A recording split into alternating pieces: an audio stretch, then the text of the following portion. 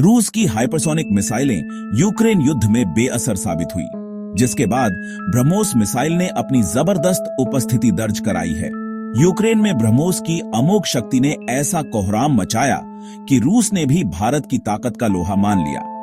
ना तो नाटो के रडार इसे पकड़ पाए और ना ही यूक्रेन के मिसाइल डिफेंस सिस्टम इसे भेद पाए। इसके मायावी प्रहार से हर तरफ हाहाकार मच गया। दोस्तों, भारत और रूस ने मिलकर ब्रह्मोस मिसाइल बनाई है, लेकिन रूस को कभी यह यकीन नहीं था कि भारत उसकी मिसाइलों का भी बाप बन जाएगा। ब्रह्मोस दुनिया की सबसे तेज रफ्तार से हमला करने वाली मिसाइल है। रूस को अपनी खुद की सुपरसोनिक से लेकर हाइपरसोनिक मिसाइलों पर ज्यादा भरोसा था, लेकिन यूक्रेन युद्ध में उसके एक के बाद एक सभी हथियार बेकार साबित होने लगे। तो अचानक उसे फिलीपींस वाली बात समझ आने लगी, जिसने अभी हाल ही में भारत से ब्रह्मोस मिसाइलें खरीदकर चीन की छाती पर तान दी हैं। इन मिसाइलों को लगाने के बाद फिलीपींस न केवल लगातार और मिसाइलों की मांग कर रहा है, बल्कि उसने दुनिया को बता दिया कि यह मिसाइल आखिर क्या चीज है। अब यही बात रूस को भी समझ आ गई, और जैसे ही उसने यूक्रेन युद्ध में इसका इस्तेमाल किया, सारा पासा पलट गया। भारत के मिसाइल जखीरे के इस ब्रह्मास्त्र का मुकाबला करने में नाटो के सारे सैन्य उपकरण नाकाम रहे। मतलब यूक्रेन युद्ध में नाटो ने रूस की तमाम खतरनाक मिसाइलों को पकड़कर उन्हें रोक दिया, लेकिन ब्रह्मोस की अवधारणा वाली ऑनिक्स के आगे नाटो के सारे मिसाइल डिफेंस सिस्टम ने दम तोड़ दिया।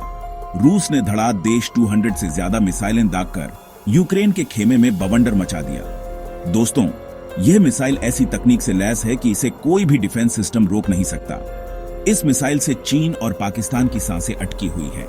चीन भारत की अग्नि या पृथ्वी मिसाइलों से उतना नहीं डरता जितना वह ब्रह्मोस की तैनाती से खौफ में आ गया है। दुनिया के 72 देश लाइन लगाकर मोदी के सामने इस मिसाइल की डील के लिए तैयार बैठे हैं, क्योंकि आज अमेरिका की मिसाइलें भी इसके आगे पानी भरती हैं। लिहाजा दोस्तों, इस जानकारी में आपको ब्रह्मोस की असली ताकत से रूबरू करवाया जा रहा है। साथ ही यह भी बताया जा रहा है कि अमेरिका भी इस मिसाइल का मुकाबला क्यों नहीं कर पाता है। आखिर भारत का यह ब्रह्मास्त्र किन घातक मायावी तकनीकों से लैस है, और अब रूस क्यों कहने लगा है कि जिरकॉन की तकनीक से डीआरडीओ इसका बहुत ही घातक संस्करण बना ले। रूस क्यों चाहता है कि भारत से मिलकर ही वह इस प्रोजेक्ट पर आगे बढ़ता रहे। दोस्तों, सबसे पहले तो इसकी खासियत वाला रहस्य आपको बताते हैं।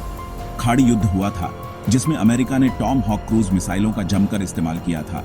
ये मिसाइलें कम ऊंचाई पर उड़ती और सीधे अपने निशाने पर जाकर उसे तबाह कर देती थी। क्रूज मिसाइलें निर्देशित होती हैं, हवा में रास्ता बदल लेती हैं और एकदम सटीक निशाने पर वार करती हैं।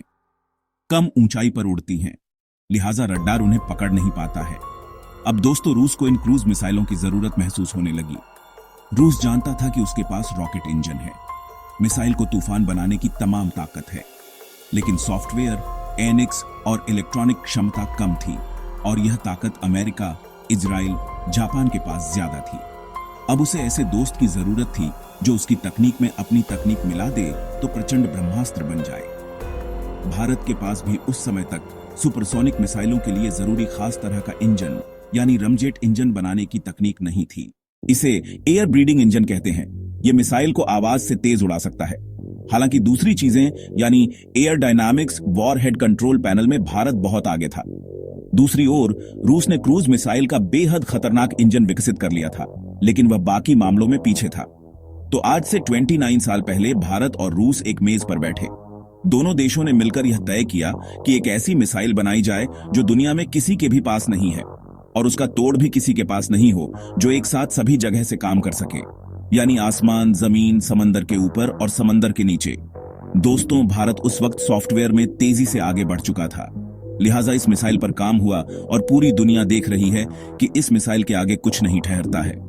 रूस इसका यूक्रेन युद्ध में इस्तेमाल नहीं कर रहा था, लेकिन अब आखिरी मोर्चे पर जब उसे हार मिलने लगी तो इसकी एंट्री करवा डाली, और जैसे ही इसकी एंट्री हुई है, पूरा पासा पलट चुका है। बड़ी बात तो यह है दोस्तों, चीन के दुश्मन देश यानी फिलीपींस ने दुनिया को इसकी असली खासियत बताई, तो अब भारत के पास ऑन ऑर्डर्स की लाइन लग चुकी है। दोस्तों, इस मिसाइल की खास बात आपको बताऊं तो यह एक सुपरसोनिक मिसाइल है, यानी आवाज की गति से भी तेज। इसमें मुख्य तौर पर 2 चरण हैं। पहले चरण में इसके बूस्टर इंजन मिसाइल को सुपरसोनिक गति देते हैं। इनका काम इसके बाद खत्म हो जाता है। इसके बाद भूमिका शुरू होती है लिक्विड रमजेट की।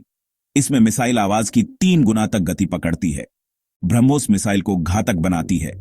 इसकी गति, सटीकता, नियंत्रण और पैंतरेबाजी वाली तकनीक। अगर किसी खास लक्ष्य को भेदना है तो यह काम ब्रह्मोस से पूरा किया जा सकता है। इतनी गति पर किसी भी रडार के लिए इसे पकड़ना बहुत मुश्किल है। वहीं अगर रडार पर मिसाइल पकड़ में आ भी गई तो उससे बचाव के लिए दुश्मन को ज्यादा वक्त नहीं मिल पाता है। वहीं पदबाजी वाली तकनीक की बात की जाए तो आप आसान भाषा में ऐसे समझ सकते हैं कि जैसे मान लीजिए रास्ते में कोई पहाड़ आ गया और दुश्मन उस पहाड़ के दूसरी ओर मौजूद है, तो ऐसे में जिस तरह एक विमान रास्ता बदलता है उसी तरह यह मिसाइल भी घूमकर दूसरी ओर पहुंच जाती है। यानी अगर ब्रह्मोस मिसाइल पीछे पड़ी तो मौत निश्चित है। दूसरी बात, ब्रह्मोस मिसाइल बहुत ही किफायती मिसाइल होती है। यह मिसाइल 290 किमी के दायरे में किसी लक्ष्य को चुटकियों में खाक कर सकती है। अब इसका उन्नत संस्करण भी आ चुका है जो 450 किमी के दायरे में कहर बरसा सकती है। भारत जल्द ही ब्रह्मोस मिसाइल को हाइपरसोनिक मिसाइल में बदलने की तैयारी कर रहा है। नाम है ब्रह्मोस 2। ब्रह्मोस 2 को इस समय भारत के सबसे खतरनाक हथियारों में गिना जा रहा है। 9800 किमी घंटे की रफ्तार से हमला करने वाली यह मिसाइल 1000 किमी की दूरी पर बैठे दुश्मन को कुछ सेकंड्स में ही खत्म कर सकती है। दोस्तों, जिस अमेरिकी मिसाइल के जवाब में इसे बनाया गया था उससे आज की तारीख में मुकाबला करें तो उन्नत ब्रह्मोस अमेरिका की टॉम हॉक क्रूज मिसाइल से लगभग 4 गुनी और चीन की सबसे तेज मिसाइल से 5 गुनी तेज है। आसान शब्दों में कहूं तो ब्रह्मोस 1 सेकंड में 1 किमी जाती है, जबकि चीन की मिसाइल 1 सेकंड में केवल 200 मीटर जा पाती है। यह 10 मीटर की ऊंचाई पर उड़ान भर सकती है और रडार की पकड़ में नहीं आती है। दोस्तों, यह तो हो गई इसकी खासियत की बात, लेकिन यह जानते हुए भी रूस ने इसे मैदान में नहीं उतारा। लेकिन जब नोटो की सेनाएं उसके घर में घुस आई और उसकी सभी मिसाइलें विफल हो गईं, तो आखिर में इसे उतारा गया। दोस्तों, हुआ यह कि यूक्रेन इस वक्त युद्ध में अमेरिका और दूसरे नाटो देशों के हथियारों का इस्तेमाल कर रहा है, जबकि यूक्रेन का अपना डिफेंस सिस्टम भी बेहद ताकतवर माना जाता है। यह सिस्टम रूस की मिसाइलों को मार गिराने में कामयाब हो रहा था। यहां तक कि रूस की किंजल हाइपरसोनिक मिसाइलों को भी कई बार यूक्रेन रोकने में सक्षम रहा, जिसके बाद रूस ने अपने जखीरे से ऑनिक्स को बाहर निकाला, जिसने आते ही कोहराम मचा दिया, क्योंकि इसे रोकने में अमेरिकी डिफेंस सिस्टम भी नाकाम हो गया और रूस बिना किसी रोक टोक के अब तक 200 से ज्यादा ऑनिक्स मिसाइलें दाग चुका है, जिन्होंने सटीक हमला करके लक्ष्य को तबाह कर दिया है। जिसके बाद से रूस अब ब्रह्मोस मिसाइलों को भारत से खरीदना चाहता है, क्योंकि ब्रह्मोस रूस की PE-100 ऑनिक्स मिसाइल से कई गुना उन्नत है। ब्रह्मोस मिसाइलों के आगे लगा क्रॉस सेक्शन रडार 0.15 वर्ग मीटर तक नीचे है, जबकि S और C बैंड के रडार इससे कुछ ऊपर हैं। इस वजह से इन्हें पकड़ना नामुमकिन हो जाता है। यहां तक कि खुद रूस का S-400 मिसाइल डिफेंस सिस्टम, जिसे दुनिया का सबसे ताकतवर डिफेंस सिस्टम माना जाता है, वह भी इसे रोकने में नाकाम है। इसी वजह से यूक्रेन के ताकतवर डिफेंस सिस्टम के अलावा अमेरिका के डिफेंस सिस्टम भी इसे नहीं रोक पाए और अब रूस सबसे ज्यादा इन्हीं मिसाइलों से हमला कर रहा है। ब्रह्मोस की इस ताकत से चीन पाकिस्तान दोनों परेशान हैं कि दोनों के पास अमेरिका जैसा डिफेंस सिस्टम नहीं है। दोस्तों, आज से 3 साल पहले पाकिस्तानी राष्ट्रपति आरिफ अलवी ने कहा था कि भारत ने ब्रह्मोस ही नहीं ब्रह्मोस 2 मिसाइल बनाई है। इस मिसाइल की गति 8.5 माइक है, मतलब आवाज की रफ्तार से 8.5 गुना ज्यादा तेज ब्रह्मोस मिनट के अंदर पाकिस्तान में प्रवेश कर सकती है। इसलिए हमें अपने डिफेंस को मजबूत बनाने की जरूरत है। मतलब दोस्तों, पाकिस्तान इस मिसाइल से कितने खौफ में है आप खुद समझ सकते हैं, क्योंकि उस घटना के ठीक 1 साल बाद 9 मार्च 2022 को रखरखाव के वक्त ब्रह्मोस मिसाइल पाकिस्तान की दिशा में दाग दी गई, जिससे पूरे में कोहराम मच गया। लेकिन बड़ी बात यह रही कि पाकिस्तान के सारे डिफेंस सिस्टम इसे डिटेक्ट तक करने में नाकाम रहे। बाद में खुद पाकिस्तान ने दावा किया कि मिसाइल करीब 400 फीट की ऊंचाई पर आवाज से 3 गुना ज्यादा रफ्तार से उड़ते हुए उनके एयर स्पेस में 100 किमी से ज्यादा अंदर तक घुस आई। गनीमत रही कि मिसाइल पर कोई वॉरहेड नहीं लगा था, जिससे कोई तबाही नहीं मची। पाकिस्तान इसके बाद से खौफ में आ गया था क्योंकि उसके तमाम डिफेंस सिस्टम इसके आगे कचरा हो गए थे।